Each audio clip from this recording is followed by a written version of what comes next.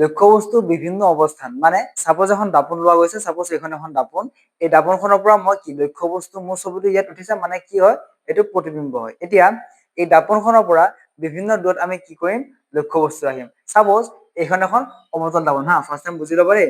এইখন এখন অৱতল দাপোন মই ক্ৰিয়েট কৰিছো। চাবা দেই প্ৰথমতে মোৰ ছবিত বেয়া প্ৰথমতে কৈছিলো। সাপোজ এইখন এখন অৱতল দাপোন হা, এই অৱতল দাপোনখনৰ কাৰণে কি হ'ব, এইটো হ'ব পি, ইয়াত মাজত কি থাকিব চি, ইয়াত কি থাকিব এফ থাকিব। এতিয়া আমি লক্ষ্যবস্তু ক'ত ক'ত ৰাখিব পাৰো, এক নম্বৰ আমি এটা লক্ষ্যবস্তু ৰাখিব পাৰো বহুত দূৰত ৰাখিব পাৰো হয়নে। তাৰপিছত আমি ক'ত ৰাখিব পাৰো, এই চিৰ বাহিৰত আমি এটা লক্ষ্যবস্তু ৰাখিব পাৰো, এই চিত আমি এটা লক্ষ্যবস্তু ৰাখিব পাৰো, এই চি আৰু এফৰ মাজত এটা ৰাখিব পাৰো, আৰু এফ আৰু পি মাজত আমি কি কৰিব পাৰো লক্ষ্যবস্তু ৰাখিব পাৰো। এতিয়া এনেকে লক্ষ্যবস্তুবিলাক ৰাখিলে প্ৰতিবিম্ব ক'ত গঠন হয়, লক্ষ্যবস্তু কেনেকে যায়, লক্ষ্যবস্তুৰ পৰা আপতিত ৰশ্মি কেনেকে যায়, এই গোটেইখিনি বস্তু আমি এতিয়া ইয়াত পঢ়িম। এটা কথা মন দিবা, লক্ষ্যবস্তু বুলি ক'লে যিকোনো বস্তু হ'ব পাৰে, সি মানুহ হ'ব পাৰে, যিকোনো ধৰণৰ বস্তু হ'ব পাৰে। এতিয়া আমি লক্ষ্যবস্তু বুলি ক'লে এটা আমি মানুহ আঁকিব পাৰিম জানো, নোৱাৰো আঁকিব হয়নে। সেইটো কাৰণে আমি সদায় কি কৰিম গম পাইছেনে, লক্ষ্যবস্তুটোক আমি সদায় এনেকে আঁকিম, ওপৰত কাৰ্চৰ দিম আৰু তাক নাম দিম আমি এ আৰু বি, এইটোত আমাৰ কি হ'ব লক্ষ্যবস্তু হ'ব।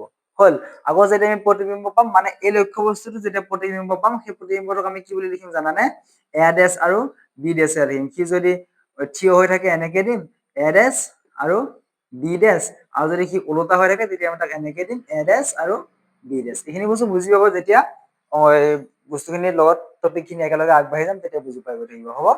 এতিয়া আমি টপিক খিনি আৰম্ভণি কৰিম। এতিয়া যিহেতু আমাৰ দাপোন দুখন আছে হয় নে নহয়, চ' এই দুয়োখন দাপোনে কি কৰে লক্ষ্যবস্তুখিনি কি কৰিব নিজৰ তাত প্ৰতিবিম্ব হিচাপে গঠন কৰিব হয়নে।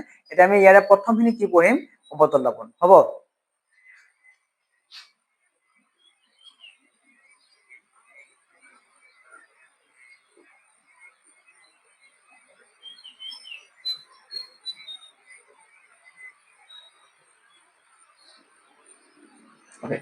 এতিয়া প্ৰথম যিহেতু কি কৰিছো অৱতল দাপোন পঢ়িম, চ' অৱতল দাপোন এখন ধুনীয়াকে ক্ৰিয়েট কৰি ল'ম, মানে আমি আঁকি ল'ম। সকলোতে মন দিবা যেতিয়া দাপোন এখন আঁকিবা বা যেতিয়া এই নোটখিনি যেতিয়া তোমালোকে লিখি গৈ থাকিবা, তোমালোকে ভিডিঅ'টো পজ কৰি লগে লগে মোৰ নোটখিনি লিখি গৈ থাকিব পাৰা, বা স্ক্ৰীনত হোৱাটছএপ নাম্বাৰ দিয়া আছে, সেই হোৱাটছএপ নাম্বাৰত যদি তোমালোকে কিবা নোট লাগে তোমালোকে মেছেজ কৰিব পাৰা হ'ব। এতিয়া এই নোটখিনি যেতিয়া লিখি গৈ থাকিবা, যিহেতু ছবি আঁকি গৈ থাকিব লাগিব হয় নাই, যেতিয়া তোমালোকৰ ছবিকেইটা আঁকি গৈ থাকিবা তেতিয়া তোমালোকে এটা কথা মন কৰিবা যাতে তোমালোকৰ জোখখিনি প্ৰপাৰ হয়। যদি জোখখিনি যদি প্ৰপাৰ নহয় তেতিয়াহ'লে তোমালোকৰ কোনো ধৰণৰ প্ৰতিবিম্ব কেতিয়াও নোলাই গৈ। হ'ল, জোখ মানে মই কি কৈছো জানানে, চাপোজ এইখন এখন অৱতল দাপোন হয়নে, এডাল থাকিল, ইয়াত আমাৰ কি থাকিব চি থাকিব, জাষ্ট মই ধৰিছো দেই চিটো থাকিব ইয়াত।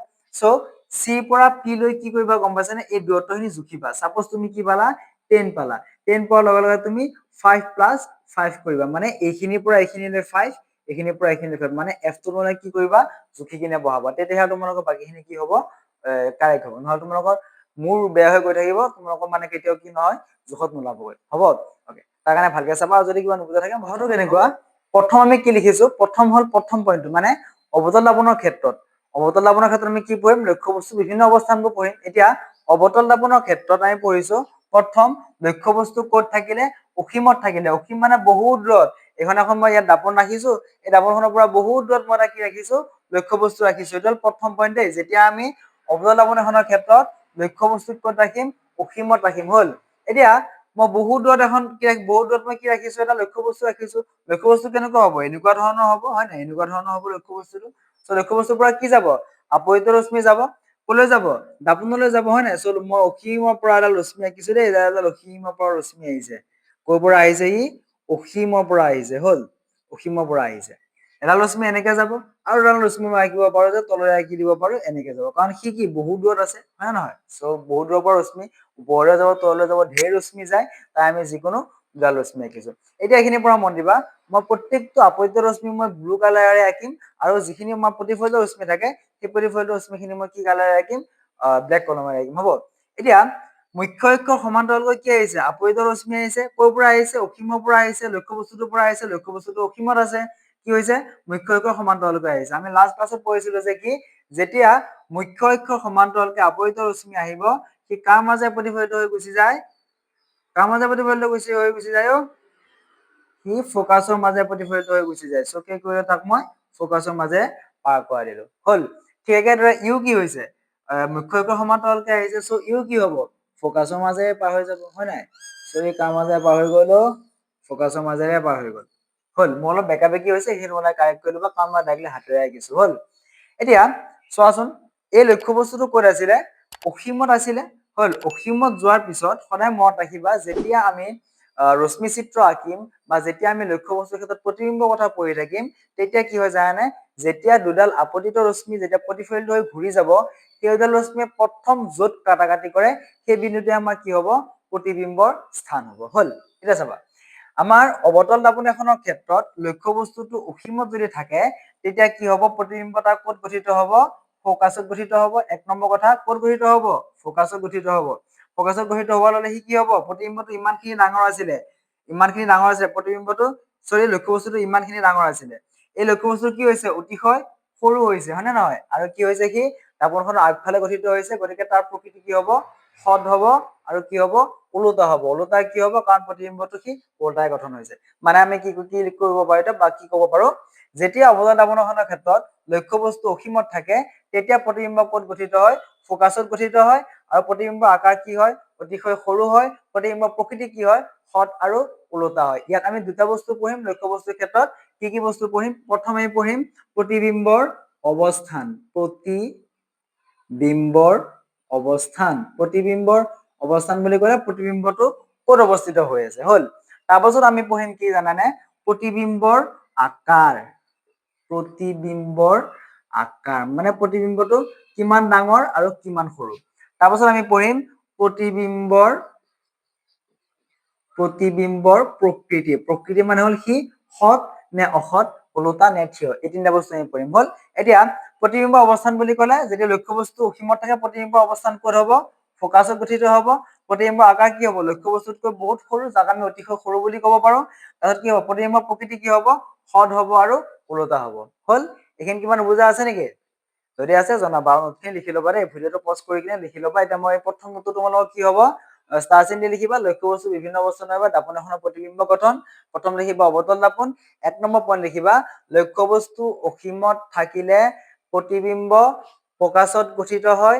তাৰ লগতে প্ৰতিবিম্বৰ আকাৰ কি হ'ব? অতিশয় সৰু হ'ব। প্ৰতিবিম্বৰ প্ৰকৃতি কি হ'ব? সৎ আৰু ওলোটা হ'ব। হ'ল, এটা পইণ্টত তোমালোকৰ 4টামান MCQ আহিব পাৰে। হ'ব, এই ছবিটো আঁকি লবা। এবাৰ আমি কি কৰিম? লক্ষ্য বস্তুটো আমি কি কৰিম? এবাৰ অকমান আগুৱাই লৈ আহিম। আগুৱাই লৈ আহিম মানে ক'লৈ লৈ আহিম? মই এবাৰ এই চিৰ বাহিৰলৈ লৈ আহিম। মানে মই এবাৰ ক'ত ৰাখিম লক্ষ্য বস্তু? লক্ষ্য বস্তু চিৰ বাহিৰত। চি হ'ল এইটো, চিৰ বাহিৰত হ'লে এইফালে হ'ব। আৰু অসীম আৰু বা আমি কি কৰিছো? অসীম আৰু চিৰ মাজত। মানে আমি চিৰ বাহিৰত বুলি ক'ব পাৰো বা অসীম মানে কি হ'ব? বহুত দূৰ আৰু চিৰ মাজত। আমি কি কৰিম? বহুত দূৰ আৰু চিৰ মাজত আমি কি কৰিব পাৰো? ৰাখিব পাৰো। বা আমি এনেকে ক'ব পাৰো যে আমি লক্ষ্য বস্তু ক'ত ৰাখিম? এবাৰ চিৰ বাহিৰত ৰাখিম বা অসীম আৰু চিৰ মাজত ৰাখিম। চ' অসীম আৰু চিৰ মাজত ৰাখিলে এডাল হ'ব লক্ষ্য বস্তু। চাপজ মই এটা লক্ষ্য বস্তু এটা ৰাখিলো দেই, এইটো লক্ষ্য বস্তু। হ'ল, এনেকে আঁকিম বুলি কৈছিলো নে নাই? চ' লক্ষ্য বস্তু এনেকে আঁকিব লাগিব। আঁকিলে কি হ'ব? তাৰ ওপৰফালে কাৰ্চন এডাল দিম। ইয়াক আমি এ লিখিম, ইয়াক আমি বি লিখিম। এইটো হ'ল লক্ষ্য বস্তু, মানে এ বি এটা কি আমাৰ লক্ষ্য বস্তু। এতিয়া এ বিৰ পৰা প্ৰথম আপতিত ৰশ্মি কলৈ যাব? দাপোনলৈ যাব। কি হিচাপে যাব? মুখ্য অক্ষৰ সমান্তৰালকে যাব। এইটো আমি পঢ়িছোৱে। প্ৰথম আপতিত ৰশ্মি সদায় কি হয়? মুখ্য অক্ষৰ সমান্তৰালকে যায়। আৰু মুখ্য অক্ষৰ সমান্তৰালকে যোৱা ৰশ্মি কি হয়? ফকাছৰ মাজেৰে প্ৰতিফলিত হৈ গুচি আহে। হয় নে নহয়? অকল ময়ে বুজি পাই আছো নে তোমালোকে বুজি পাই আছা? চ' কি হ'ব? ফকাছৰ মাজেৰে এনেকে পাৰ হৈ গুচি যাব। মোৰ অলপ বেকা বেকি হৈছে, তোমালোকে এইখিনি কাৰেক্ট কৰি ল'বা হা। চ' ফকাছৰ মাজেৰে গুচি যাব। এতিয়া নেক্সট কি হ'ব জানানে? নেক্সট এডাল ৰশ্মি কাৰ মাজেৰে পঠাব পাৰো? চিৰ মাজেৰে পঠাব পাৰো। হয় নে নহয়? নেক্সট এডাল ৰশ্মি তলেতো যাব নোৱাৰে, কাৰণ লক্ষ্য বস্তু ওপৰফালেহে আছে বা এনেকে থিয় হৈ আছে। হয় নে নহয়? চ' আমি কি কৰিব নোৱাৰো? তলৰ পৰা আমি ৰশ্মি পঠাব নোৱাৰো। আমি তাৰ কাৰণে কি কৰিব লাগিব এতিয়া? নেক্সট আমাৰ কি আছে? চি আছে। চ' আমি কি কৰিম? চিৰ মাজেৰে কি কৰিম? আপতিত ৰশ্মি পঠাই দিম।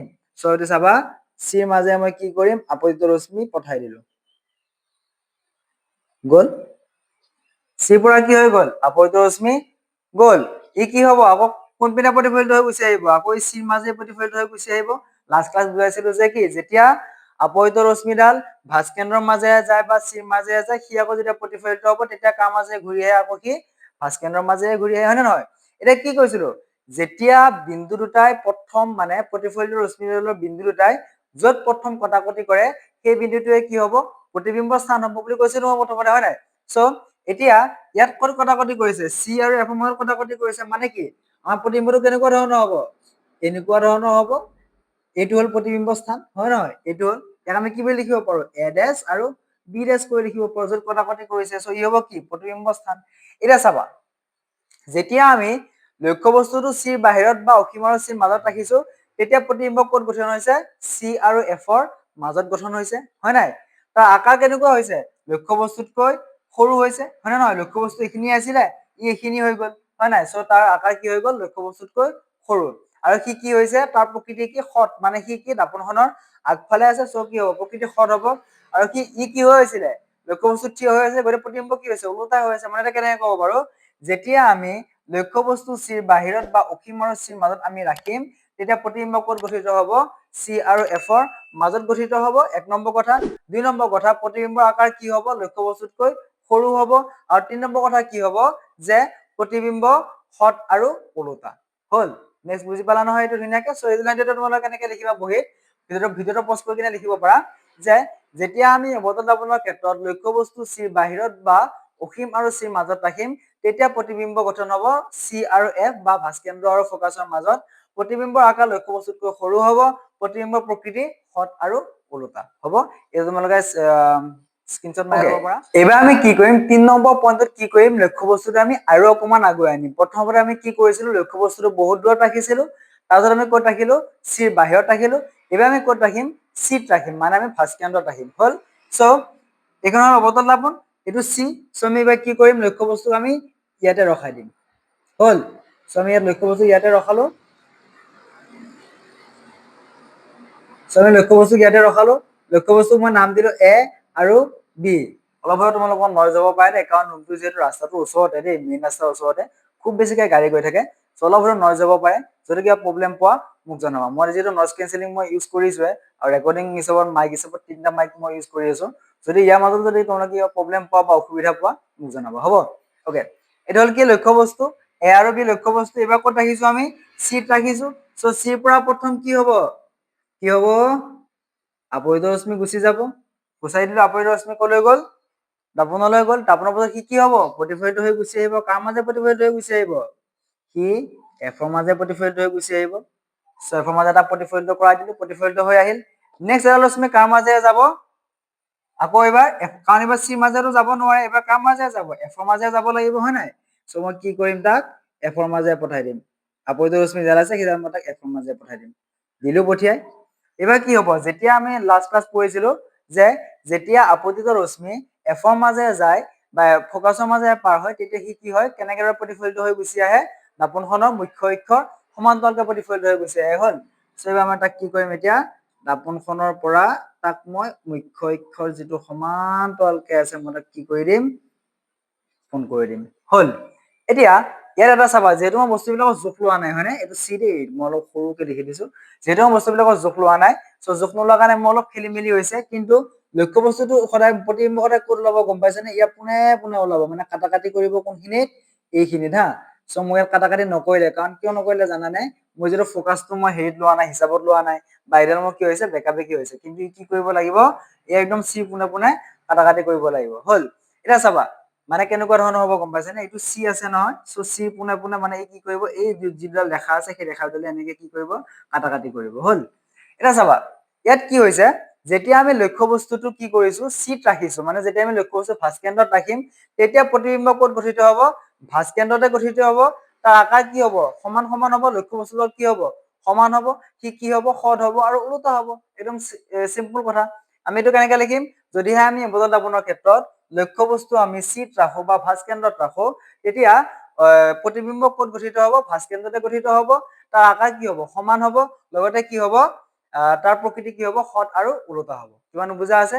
যদি নুবুজা আছে জনাবা এবাৰ হ'ল তোমালোকৰ নাম্বাৰ 4 এবাৰ আমি লক্ষ্য বস্তু ক'ত ৰাখিম অসীমত ৰাখিলো c বাহিৰত ৰাখিলো এবাৰ c ত ৰাখিলো এবাৰ ক'ত ৰাখিম c আৰু f ৰ মাজত আমি ৰাখিম হ'ব এবাৰ আমি চাম c আৰু f ৰ মাজত ৰাখিলে এবাৰ আমি কি কৰিম লক্ষ্য বস্তুটো আৰু আগুৱাই আনি কিনে এবাৰ ক'ত দিম আমি c আৰু f ৰ মাজত দিম হল এখন অৱতল দাপন বুজি পাইছা এইটো c f আৰু p c f p এইবিলাক কি আৰু বুজাইছিলো লাষ্ট ক্লাছ চাই ল'বা তোমালোকে হ'ব এটা লক্ষ্য বস্তু ক'ত ৰাখিম আমি c আৰু f ৰ মাজত ৰাখিম সো লক্ষ্য বস্তু ৰাখিলো এইটো নাম কি দিম a আৰু b লক্ষ্য বস্তুটো হ'ল কি a আৰু b ইয়াৰ পৰা কি হ'ব পোহৰ প্ৰতিফলিত হ'ব, পোহৰ আপতিত হ'ব, আপতিত ৰশ্মি গুচি যাব। আমি জানো আপতিত ৰশ্মি যেতিয়া গুচি যায় প্ৰথম মুখ্য অক্ষ সমান্তৰাল, সি কাৰ মাজে গুচি আহিব? সি ফকাছৰ মাজে গুচি আহিব। ফকাছৰ মাজে ধুনীয়াকে তাক গুচাই দিলো, আহিল গুচি। এইবাৰ কি হ'ব? এবাৰতো এফৰ মাজে যাব নোৱাৰে নে যাব? এফৰ মাজে যাব জানো আড়াল ৰশ্মি? যাব নাযায়? যাব, কাৰণ কি হ'ব? চি পৰা নাযায়, কাৰণ চি পৰা যাব নোৱাৰে, হয় নে নহয়? চ' এইটো কি আছে? যিহেতু এফৰ বাহিৰত আছে, চ' আমি কি কৰিব পাৰো? যে আপতিত ৰশ্মি আছে, সেই আপতিত ৰশ্মি মই কাৰ মাজে পঠাই দিম? এফৰ মাজে পঠাই দিম। পঠাই দিলো। জানোৱে আমি কি, যেতিয়া এফৰ মাজে আপতিত ৰশ্মি প্ৰতিফলিত, আপতিত ৰশ্মি গুচি যাব, তেতিয়া সেই কাৰ মাজে কেনেকে প্ৰতিফলিত হৈ গুচি আহে? মুখ্য অক্ষ সমান্তৰালকে প্ৰতিফলিত হৈ গুচি আহে, হয় নাই? চ' মই তাক কি কৰিলো? মুখ্য অক্ষ সমান্তৰালকে প্ৰতিফলিত কৰালো, হ'ল। এইটো আছিলে আমাৰ কি? চি। অলপ ডাঙৰকে দিছো দেই মই, এইটো চি। এতিয়া চোৱা, প্ৰতিবিম্ব ক'ত গঠিত হৈছে এইবাৰ? ইয়াত বেকা হৈছে দেই, অলপমান হেৰি কৰি ল'বা তোমালোকে দেই, কাঠ পেঞ্চিলে ভালকে আঁকিবা হা। ক'ত প্ৰতিফলিত হ'ল? এইখিনি প্ৰতিফলিত হ'ল, গতিকে কি হ'ব? প্ৰতিবিম্ব স্থান ক'ত হ'ব? ইয়াত হ'ব। মানে আমি কি লিখিব পাৰো? এ ডেছ আৰু বি ডেছ লিখিব পাৰো। মানে চোৱা, এতিয়া কি হ'ল? যেতিয়া আমি লক্ষ্য বস্তুটো চি আৰু এফৰ মাজত ৰাখিম, তেতিয়া প্ৰতিবিম্ব ক'ত গঠিত হয়? চিৰ বাহিৰত প্ৰতিবিম্বটো গঠিত হয়। মানে আমি কেনেকে লিখিব পাৰো? যেতিয়া অৱতল দাপনৰ ক্ষেত্ৰত আমি লক্ষ্য বস্তু চি আৰু এফৰ মাজত ৰাখিম, তেতিয়া প্ৰতিবিম্ব ক'ত গঠিত হ'ব? চিৰ বাহিৰত গঠিত হ'ব। লগতে কি হ'ব? তাৰ আকাৰ কি হ'ব? লক্ষ্য বস্তুতকৈ ডাঙৰ হ'ব, বা লক্ষ্য বস্তুতকৈ কি হ'ব? বিবৰ্ধিত হ'ব। আমি এনেকে লিখিব পাৰো, বিবৰ্ধিত মানে বহুত ডাঙৰ হা। তাৰপিছত আমি কি ক'ব পাৰো? প্ৰতিবিম্বৰ আকৃতি কি হয়? প্ৰতিবিম্বৰ আকাৰ প্ৰকৃতি কি হয়? সি সৎ আৰু ওলোটা হয়। এতিয়া আমি এই পইণ্টটো কেনেকে ক'ম? যে যেতিয়া অৱতল দাপনৰ ক্ষেত্ৰত চি আৰু এফৰ মাজত লক্ষ্য বস্তু থাকে, তেতিয়া প্ৰতিবিম্ব ক'ত গঠিত হয়? চিৰ বাহিৰত গঠিত হয়। তাৰ আকাৰ কি হয়? লক্ষ্য বস্তুতকৈ ডাঙৰ হয়। লগতে তাৰ প্ৰকৃতি কি হয়? সৎ আৰু ওলোটা হয়। হ'ব? কিবা নুবুজা থাকিলে সুধিবা, হ'ব? স্ক্ৰীনশ্বট এটা মাৰি লবা। নেক্সট, এবাৰ হ'ব নাম্বাৰ 5। এবাৰ আমি ক'ত ৰাখিম? যিহেতু ক'ত ৰাখিলো? অসীমত গ'ল, তাৰপাছত অসীম আৰু চিৰ মাজত গ'ল, চিত গ'ল, এবাৰ চি আৰু এফৰ মাজত গ'ল, এবাৰ আমি ক'ত ৰাখিম? এফত ৰাখিম, হ'ব? এবাৰ আমি ক'ত ৰাখিম? এবাৰ আমি ক'ত ৰাখিম? অৱতল দাপন এইখন, চ' এবাৰ আমি লক্ষ্য বস্তু ক'ত ৰাখিম? এফত ৰাখিম। চ' চাবা, লক্ষ্য বস্তু এবাৰ আমি ক'ত ৰাখিছো? এফত ৰাখিছো। ক্লাছটো কেনেকুৱা হৈছে মোক জনাবা দেই, বুজি পাইছে নে নাই? ক্লাছটো বুজি পাইছে নে? তোমালোকে মোক কমেণ্ট ছেকশ্যনত জনাবা। যদি বুজি পোৱা নাই, মই আৰু অকমান ডিপলি দিবৰ কাৰণে ট্ৰাই কৰিম, হ'ব? চ' এবাৰ আমি ক'ত ৰাখিছো? এফত ৰাখিছো। চ' এফৰ পৰা কি হ'ব? প্ৰথমতে ইয়াক আমি নাম দিলো এ আৰু বি। এ আৰু বিটো লক্ষ্য বস্তু। চ' ইয়াৰ পৰা কি হ'ব? আপতিত ৰশ্মি গুচি যাব। চ' বিটো মই অকমান তলত লিখিছো দেই, এইবাৰ কাৰণ আছে হা। চ' বিটো মই ইয়াত লিখিছো। চ' আপতিত ৰশ্মি গুচি গ'ল। আপতিত ৰশ্মি মুখ্য অক্ষৰ সমান্তৰালকে গৈছে। চ' কেনেকে গুচি আহিব সি? এফৰ মাজে ধুনীয়াকে গুচি আহিব, মৰম লগাকে গুচি আহিব নে নাই? এফৰ মাজে গুচি আহিব। আপতিত ৰশ্মি এফক বহুত ভাল পায় হা। সিহঁতৰ মাজত বহুত দিনৰ পৰা কানেকশ্যন আছে, ইলু চলি আছে দেই। অকে, এতিয়া বাদ দিয়া সেইবোৰ। কি হ'ল? যেতিয়া আমি লক্ষ্য বস্তু আমি ক'ত ৰাখিম? এফত ৰাখিম, তেতিয়া সি কি হ'ব? প্ৰথম আপতিত ৰশ্মি গুচি গৈ কিনে কাৰ মাজে গুচি আহিব? এফৰ মাজে গুচি আহিব, কাৰণ আপতিত ৰশ্মি লক্ষ্য বস্তু সমান্তৰালকে গ'লে সদায় এফৰ মাজে গুচি আহে। এতিয়া নেক্সট লৈছো আমি কি কৰিব পাৰো গম পাইছানে? তাৰ মাজতো পঠাব নোৱাৰো, হয় নাই? তাৰ আমি কি কৰিব পাৰো? চিৰ পৰা পঠিয়াব পাৰো, মানে চিৰ পৰা যোৱা যেন লাগিব। চ' মই কি কৰিম? এইখিনি ডট ডট ডট ডট দিম। মানে ডট ডট মানে কি জানা নহয়? এডাল এনেকে এনেকে এনেকে এনেকে এনেকে দিলো, চিৰ মাজে গ'ল। চ' চিৰ মাজে কলৈ যাব? ইয়ালৈ যাব। চ' চিৰ মাজে যেতিয়া যাব, তেতিয়াও কি হ'ব? আকৌ সি চিৰ মাজে প্ৰতিফলিত হৈ গুচি আহিব নে নাই? আহিব গুচি, হয় নাই? অকে, চ' কি কৰিলো মই? চিৰ মাজে প্ৰতিফলিত হৈ গুচি আহিব। বুজি পাইছে নে নাই? ক'বতো নোৱাৰা এতিয়া, বুজি পাইছে নে নাই? হয় নাই? কমেণ্ট ছেকশ্যনত জনাবা। চ' কি হ'ল? সি প্ৰতিফলিত হৈ গুচি আহিল। মানে ই ক'ত কাটাকাটি কৰিবগৈ? বহুত দূৰত কাটাকাটি কৰিবগৈ। চাপজ ইমান মান ই কাটাকাটি কৰিলে হা, চাপজ ধৰি লোৱা ইমান মান কাটাকাটি কৰিছে, লক্ষ্য বস্তু হেৰিটো কি হ'ব? প্ৰতিবিম্ব কি হ'ব? ইয়াৰ পৰা ইয়ালৈ ওখ হ'ব, হ'ব নে নহয়? মানে বহুত ডাঙৰ হ'বগৈ। মানে আমি এইটো কেনেকে ক'ব পাৰো এতিয়া? যে যেতিয়া লক্ষ্য বস্তু এফত থাকে, মানে অৱতল দাপনৰ ক্ষেত্ৰত যেতিয়া আমি লক্ষ্য বস্তু ফকাছত ৰাখো, তেতিয়া তাৰ প্ৰতিবিম্ব ক'ত গঠিত হয়? বহুত দূৰত গঠিত হ'ব, দাপনৰ পৰা বহুত দূৰত গঠিত হ'ব। তাৰ আকাৰ কি হ'ব? বিবৰ্ধিত হ'ব। বিবৰ্ধিত মানে বহুত ডাঙৰ। সি কি হ'ব? বিবৰ্ধিত হ'ব। লগতে তাৰ প্ৰকৃতি কি হ'ব? সৎ আৰু ওলোটা হ'ব। হ'ল? এইখিনিলৈকে কিবা বুজা আছে নেকি? চ' এই পইণ্টটো মই আকৌ এবাৰ কৈছো। লক্ষ্য বস্তু যেতিয়া এফত থাকে, তেতিয়া কি হ'ব? প্ৰতিবিম্ব চিৰ পৰা বহুত দূৰত বা দাপনখনৰ পৰা বহুত দূৰত গঠিত হ'ব। তাৰ আকাৰ কি হ'ব? বিবৰ্ধিত হ'ব, বহুত ডাঙৰ হ'ব আকাৰটো, আৰু তাৰ প্ৰকৃতি কি হ'ব? সৎ আৰু ওলোটা হ'ব। যদি কিবা নুবুজা থাকে জনাবা হা, কমেণ্ট ছেকশ্যনত জনাবা। বোলে ছাৰ মই বুজি পোৱা নাই। হ'ল? কণ্টেক্ট কৰি জনাবা, হ'ব? এবাৰ আমি 6 নম্বৰ পঢ়িম। কি পঢ়িম গম পাইছানে? এবাৰ লক্ষ্য বস্তু ক'ত ৰাখিম? লাষ্ট এফ আৰু পি মাজত ৰাখিম মানে আমি কি কৰিম এবাৰ অৱতল দাপনৰ লাষ্ট এফ আৰু পি মাজত আমি লক্ষ্যবস্তু ৰাখিম তেতিয়া কি হয় চাম হল এবাৰ আমি লক্ষ্যবস্তু ক'ত ৰাখিম এফ আৰু পি মাজত ৰাখিম হল এফ আৰু পি মাজত যেতিয়া ৰাখিম এইটো এফ আৰু এইটো পি হা সো এফ আৰু পি মাজত আমি কি কৰিম লক্ষ্যবস্তু এটা ৰাখিম ইয়াক মই নাম দিলো এ আৰু বি মানে লক্ষ্যবস্তুটো কি এ আৰু বি সো ইয়াৰ পৰা কি হ'ব ৰশ্মি গুচি যাব ৰশ্মি গুচি গ'ল হল এটা কি হ'ব প্ৰথম ৰশ্মি যেহেতু গ'ল সো সি কাৰ মাজে গুচি আহিব আপত্য ৰশ্মি কাৰ মাজে গুচি আহিব প্ৰতিফলিত হৈ সি ফোকাছৰ মাজে ধুনীয়াকে গুচি আহিব হয় নহয় সো সি আকৌ ফোকাছৰ মাজে আহিব আহিল ফোকাছৰ মাজে মানে কি হ'ব সি ফোকাছৰ পৰা এনেকে আঁতৰি যোৱা যেন লাগিব সো মই কি কৰি দিব পাৰো এইখিনি বহাই দিব পাৰো হল নেক্সট আৰু ৰশ্মি কাৰ মাজে পঠাব পাৰো ডাইৰেক্টলি বা ক'ত যাব ই পিত যাব হল ই ক'ত গ'ল পিত গ'ল পিত যোৱাৰ পিছত ই কেনেকে হ'ব ই কি কৰে এখন সমতল দাপনৰ নিচিনা কাম কৰে সো কি হ'ব ই এনেকে গুচি আহিব আহিব নে নাহে আহিব তাৰপিছত ই কি হ'ব ইও এনেকে গুচি যাব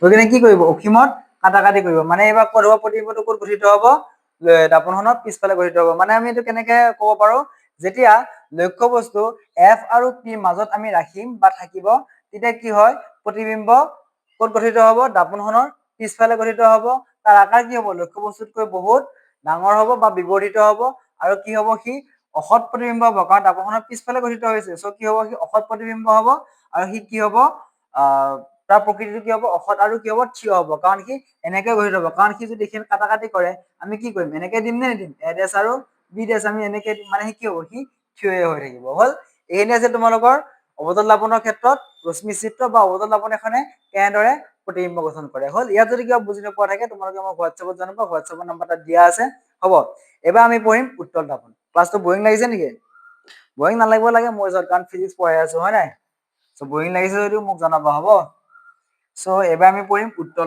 দাপনৰ ক্ষেত্ৰত কি হয় গম পাইছেনে এতিয়া অৱতল দাপনৰ কাৰণে আমি কি পালো ছটা ধৰণৰ বস্তু পালো কাৰণ সি তাৰ ভাস্কেন্দ্ৰৰ ফোকাছ কি থাকে দাপনখনৰ আগফালে থাকে হয় নাই কিন্তু উত্তল দাপনৰ ক্ষেত্ৰত কি হয় যিহেতু ভাস্কেন্দ্ৰ আৰু যি আমাৰ ফোকাছ আছে সি কি হয় দাপনখনৰ পিছফালে থাকে কিন্তু পিছফালৰ পৰাটো পোহৰ নাহে পোহৰ আহিলে কোনফালৰ পৰা আহিব আগফালৰ পৰা আহিব লাগিব হয় নহয় সেইটো কাৰণে উত্তল দাপনৰ কি কৰিব অনলি দুটা বস্তু আমি ইয়াত লিখিম এক নম্বৰ হল অসীমত আৰু দুই নম্বৰ হল পি আৰু অসীমৰ মাজত হ'ব ওকে চাবা এতিয়া ওকে এখন হল এখন উত্তল দাপন হা এতিয়া এই উত্তল দাপনত কি হ'ব যিহেতু চি বাহিৰত আমি লক্ষ্যবস্তু ৰাখিব নোৱাৰো এফত ৰাখিব নোৱাৰো পিত ৰাখিব নোৱাৰো বা ইয়াত ক'তোৱে ৰাখিব নোৱাৰো কাৰণ কিয় এইফালৰ পৰাটো সূৰ্যৰ ৰশ্মি নাহে বা এইফালেতো দাপনখন বন্ধই হৈ থাকে সো এইফালে আমি লক্ষ্যবস্তু ৰাখিব নোৱাৰো হয় নাই লক্ষ্যবস্তু আহিলে আমি ক'ত ৰাখিব লাগিব আগফালে ৰাখিব লাগিব বা দাপনখন এনেকে ৰাখিব লাগিব এনেকে ৰাখিলে কি হ'ব আমি এটা বস্তু ক'ত ৰাখিব পাৰো অসীমত ৰাখিব পাৰো প্ৰথম আমি ক'ত ৰাখিম অসীমত ৰাখিম তাৰপিছত আমি ক'ত ৰাখিম অসীম আৰু পিৰ মাজত ৰাখিম সো ইয়াত প্ৰথম আমি কি হ'ব যে লক্ষ্যবস্তু আমি ক'ত ৰাখিম অসীমত ৰাখিম সাপোজ লক্ষ্যবস্তু বহুত দূৰত আছে সো ইয়াৰ পৰা কি যাব আপতিত ৰশ্মি যাব ইয়াৰ পৰাও যাব আৰু কি হ'ব ইয়াৰ পৰাও যাব না নাযায় যাব যেতিয়া এটা যাব তেতিয়া কি হ'ব মই লাষ্ট ক্লাছো বুজাইছিলো যে যেতিয়া উত্তল দাপনৰ ক্ষেত্ৰত লক্ষ্যবস্তু আপতিত ৰশ্মি লক্ষ্যকৰ সমান্তৰালকে আহে তেতিয়া সি কাৰ মাজে প্ৰতিফলিত হয় এফৰ মাজে প্ৰতিফলিত নহয় যদিও হোৱা যেন কি হয় লাগে হল মানে এফৰ পৰা কি হয় সি অপসাৰী হয় মানে কি আঁতৰাই দিয়ে এনেকে আঁতৰাই দিয়ে মানে কেনেকে চোৱা চাব যে কি হ'ব এতিয়া এইটো এফ হল মানে ই কি হ'ব এনেকে আঁতৰাই দিছে মানে আমাৰ এনেকুৱা লাগিব যেন সি পোহৰটো ক'ৰ পৰা গৈছে আঁতৰি এফৰ পৰা আঁতৰি গৈছে আমাৰ তেনেকুৱা এটা ফিল হ'ব এনেকুৱা এটা ফিল হয় ন দূৰত থাকিলে তাই মোৰ পৰা আঁতৰিয়ে গ'ল নেকি ফোন চোন নকৰিলে হয় নাই এনেকুৱা লাগে নালাগে বা সি মোৰ পৰা আঁতৰিয়ে গ'ল নেকি বেলেগৰ লগত চেনি খাই আছে হয় নাই ঠিক সেই আঁতৰি যোৱাটো কথা কৈছো এতিয়া কি হ'ব যেতিয়া উত্তল দাপনৰ ক্ষেত্ৰত আমি কি কৰিম লক্ষ্যবস্তু আপতিত ৰশ্মি ক'ৰ পৰা আহিব লক্ষ্যবস্তু আমি অসীমত ৰাখিম আপতিত ৰশ্মি যেতিয়া আহিব সি ক'ত গঠিত হ'ব ফোকাছত প্ৰতিবিম্ব গঠিত হ'ব এতিয়া ইয়াত চোৱা যেতিয়া লক্ষ্যবস্তু অসীমত থাকিব প্ৰতিবিম্ব ক'ত গঠিত হ'ব ফোকাছত গঠিত হ'ব হয় নাই আৰু তাৰ আকৃতি কি হ'ব মানে তাৰ আকাৰ কি হ'ব লক্ষ্যবস্তুতকৈ বহুত সৰু মানে অতিশয় সৰু আৰু তাৰ প্ৰকৃতি কি হ'ব অসৎ হ'ব কাৰণ সি দাপনখনৰ পিছফালে গঠিত হৈছে আৰু সি কি হ'ব থিয় প্ৰতিবিম্ব হ'ব হল কিবা নুবুজা আছে নেকি মই আকৌ এবাৰ কৈছো যেতিয়া উত্তল দাপনৰ ক্ষেত্ৰত আমি লক্ষ্যবস্তু অসীমত ৰাখিম তেতিয়া প্ৰতিবিম্ব ক'ত গঠিত হ'ব